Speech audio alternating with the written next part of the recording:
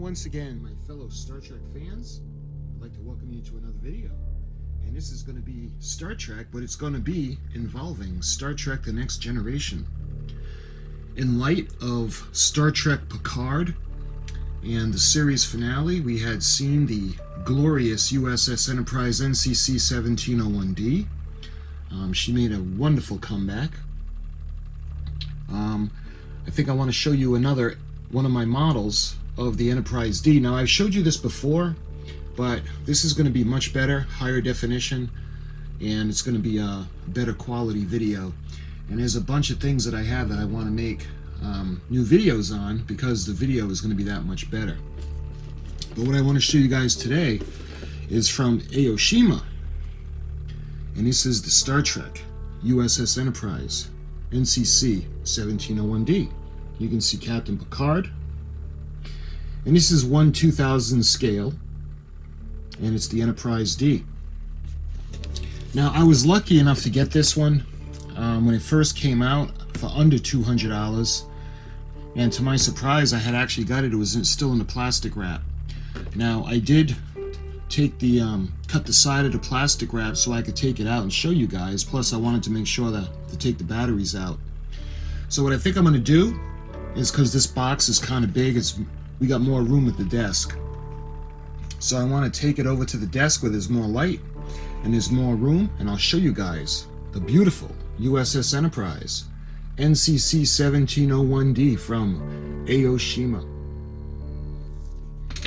Okay, so hopefully you guys can see the box. Again, we got Captain Picard on the front. And looking at the side of the box, you can see, let's see, we can find a date. Made in China.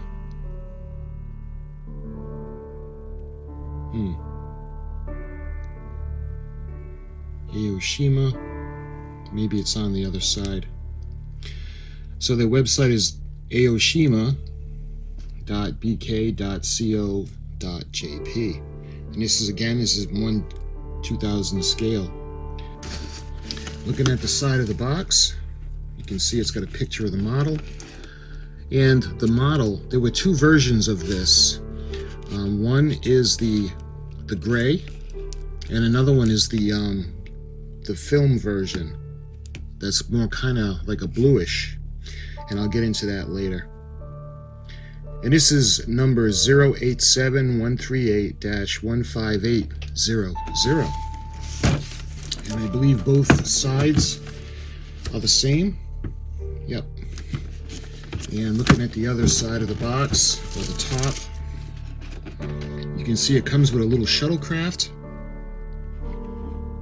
And beautiful. All the windows light up. The saucer section separates. And this is really wild. And let's take a look at the back of the box. You can see we got the bottom version. And again, I believe this is the gray, more of the TV version, the coloring. Whereas the one that's in the box is more of a bluish. All right, let's go ahead and open it up.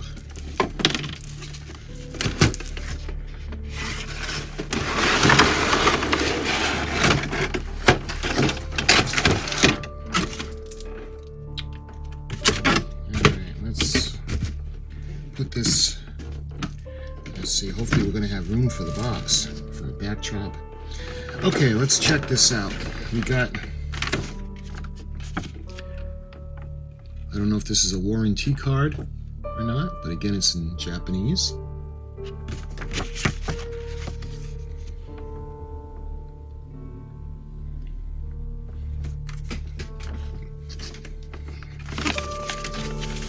And we have an instruction sheet.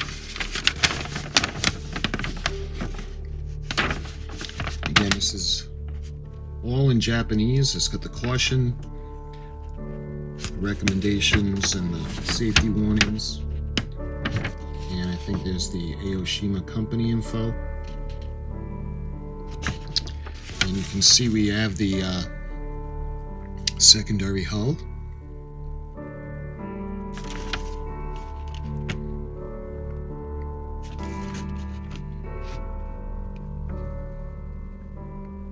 You got the batteries, little pieces, little stickers, and then the shuttlecraft. So we got the separation, and you can see we're going to put the captain's yacht in. And you can see how we're going to unscrew when we put the batteries in. We got the 3-button batteries that go in a primary hull and 3-button batteries that go in a secondary hull. You can see where the switches are. You actually push the bottom underneath the primary hull, and you push on the bottom of the secondary hull. And you can see where we put on the impulse engines for the deck. You can change the LED light status for docking mode or separation mode. And on the bottom you can see the display base that it comes with. Mounting on display base is unstable. Please be careful to where you display it. Alright, so that's the instructions that come with it. And I'll show you guys a little baggie. I didn't open this up, I had left it. You can see it's got the captain's yacht. We got a couple of the vents and a couple of the thrusters, the stickers, and then these little caps go on to where the screws are. Like you can see, they're actually escape pods, as well as pieces that go over the screw holes. And again, I didn't open this up because I'm not going to. And looking at this, you can see it does come with the batteries. I had gotten this a couple years ago, so I don't know if it's still functional. But you can see that beautiful ship. Why don't we go ahead and take off the plastic.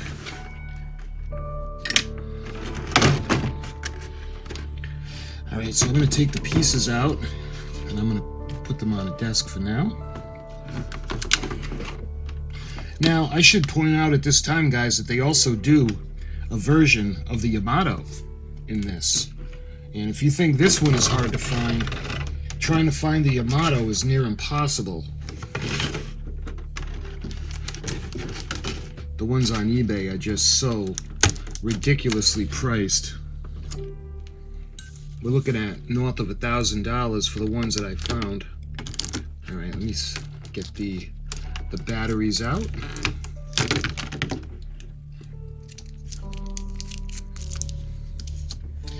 And that's everything that's in the plastic tray. So let's put this aside.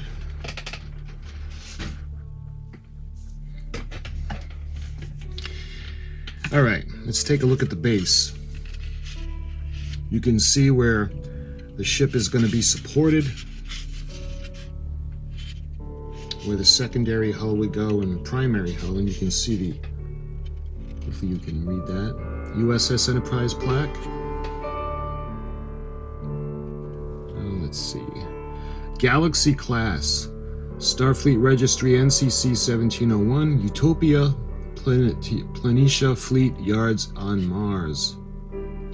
5th Starship to bear the name, launched stardate 40750.8, United Federation of Planets. And that is the base. And let's check out the little shuttlecraft. It's kind of cute. This is like the one that was in the model. But I think the model was in 1/1400 scale, where this is 1/2000 scale.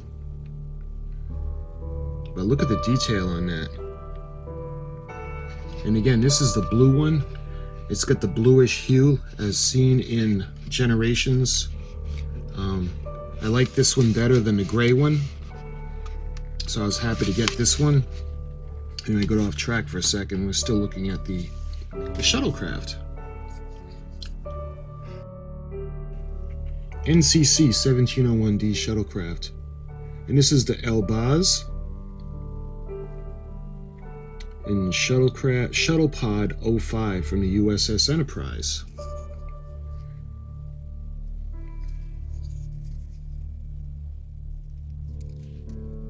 Pretty cute. Okay, let's put that aside, and now let's check out the ship. Look at that. Beautiful. And the really cool thing about this is that all these windows are going to light up. I've shown you guys the Enterprise D from Playmates. I've shown you guys the Enterprise D from Diamond Select, and that one was really impressive. And as impressive as the Diamond Select one is, the windows don't light up. But wait till you see how this looks with all the windows lit up. It's really cool. Matter of fact, I don't know if you can kind of see through the ship. The camera might not pick it up, but you can actually see with the naked eye in the windows. All right, let's put the batteries in. And we're going to use a Phillips screwdriver.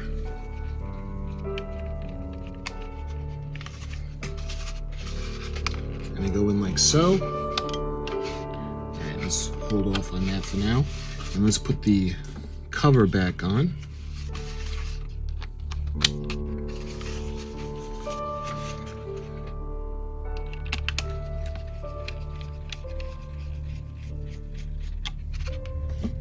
Okay, let's do the same for the secondary hull.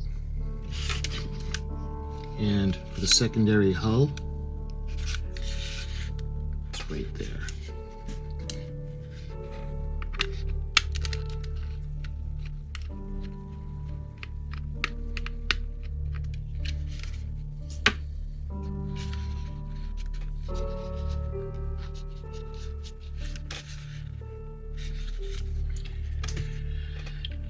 Cover back on. Okay, so we got the batteries in, and you see where the battle bridge is. They have a magnet, and there's another magnet over there, and we can bring it together, and that's how the ship comes together. So why don't we go ahead, and we're going to put the lights on. And in order to put it on the secondary hull, you push this area right here, and then on the primary hull you push this section in, just like that. And look how cool that is. And you see 10 forward, and look at the lights. It's just so cool. We got the nacelles, the Bassard collectors, the bottom of the ship, coming around to the deflector dish. Now these batteries are pretty old. I don't really have any of those batteries offhand to put them in. Let me go ahead and shut the lights. You'll probably be able to see it better. Let's darken the room. And check that out.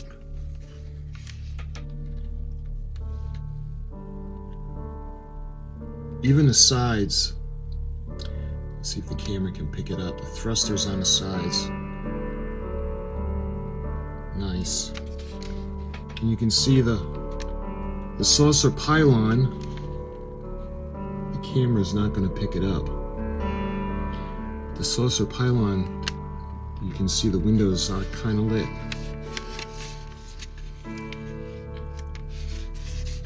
Now the impulse engines don't light. You can see the ones on the back of the primary hull and the ones in the back on the secondary hull, they do not light up. But you can kind of see the glowing inside.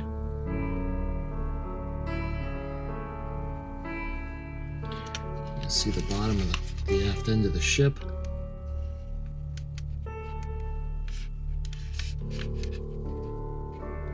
So it's really dark. Let me see if I can get a little bit more light. It's a little bit better. Look at that.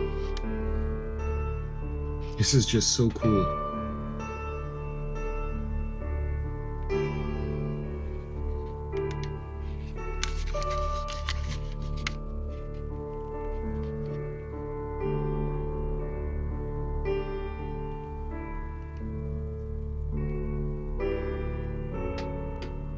You see the lights coming through the windows. And let's see if you guys can check out the deflector dish with the Bussard collectors. Looking at the bottom of the ship, you can see all the lights. So let's go ahead and separate the ship. So you just pull it apart, and we can check out the saucer section.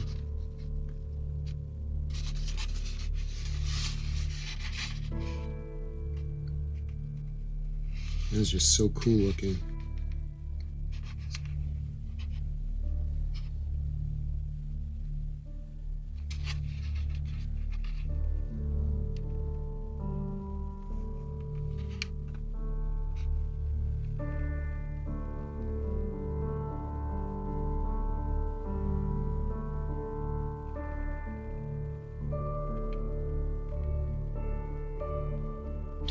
Take a look at the secondary hull.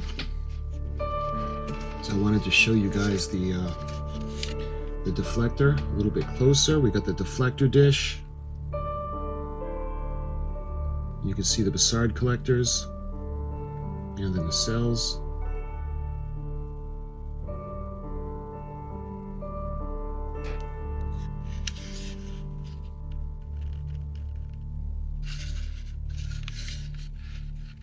You can see the lights in the windows. Looking at the aft end of the ship.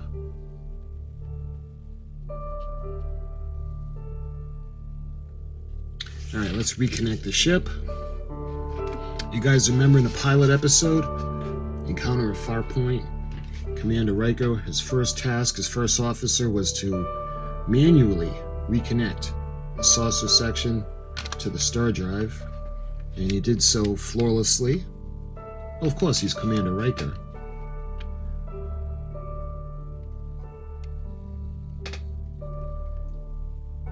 It's pretty cool how you can see the light coming through.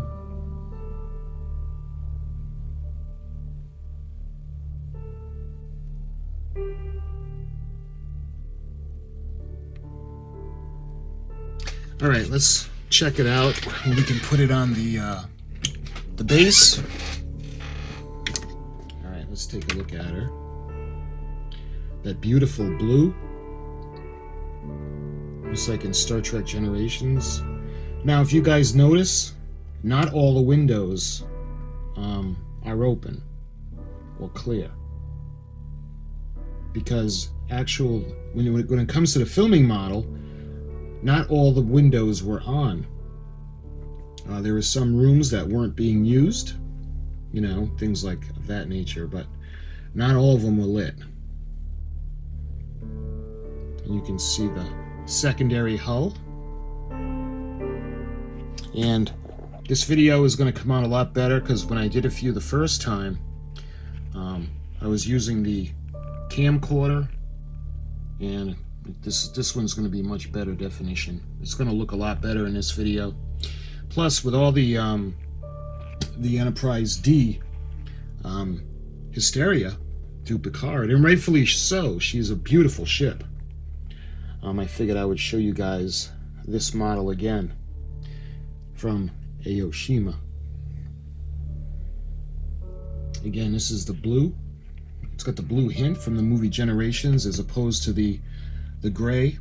So as far as I know, they've got 3 versions of this model. The first version is the gray, the way the ship was colored in Star Trek The Next Generation, the television series. The next model version is the one you're looking at with the blue tint as she appeared in Generations. And the third version of this model is actually the U.S.S. Yamaguchi. Of course, the Yamaguchi, we see her, and she's destroyed, what, like 3 minutes into the episode, Star Trek The Next Generation. We don't really see that ship at all, but a malfunction blows the ship apart. I would love to get that one to show you guys, but that one is really rare. Not to mention, very expensive. But I was happy to show you guys this. And again, there's a lot of the videos that I had made that I want to show you again, because the video editing software that I have is much better, as is the camera that I'm using. And you got to be careful again with this, because just the slightest little touch and it breaks apart. The magnets are not very strong, but it's still pretty cool, and it does the job. But heeding the directions, if you're going to be putting it on the base and you're going to be displaying yours, just make sure that nothing can knock it over. Or if you have like a cat or something, you know, a cat would just knock this over. And this is not as solid, or it doesn't feel as solid as the Diamond Select, so this one might be a little more brittle. And the way these things are selling, the price that they're getting for these, you certainly don't want your cat knocking it off and breaking it and spraying it to pieces all over your floor. But anyway, my friends, I had wanted to show you this really, really cool version of the Enterprise D. And this is the Aoshima version. And she's in blue, as she appeared in the movie Generations. Not one of my favorite Star Trek films because, well, it's the demise of the Enterprise D, and that's not something that I like to watch. The Enterprise D is my second favorite all-time ship, behind only the NCC-1701 in the refit. So when she's destroyed, especially by that Klingon bird of prey, come on, you'd figure something a little bit bigger. Give the Enterprise D some credit. Maybe a Kvorcha class Klingon ship, but not the bird of prey. Not with two renegade sister Klingons and Dr. Soren. I think it would take more than that to destroy the Enterprise. And yes, I understand it was a warp core breach, but the whole reason it happened in the first place was because the shields were down and they had gotten the frequency off of Geordi's visor. Anyway, that's another video, and I had wanted to show you this amazing model from Aoshima of the U.S.S. Enterprise electronic starship from Star Trek The Next Generation, the NCC-1701-D. So my friends, until my next video, thank you for watching, and I'll talk to you soon.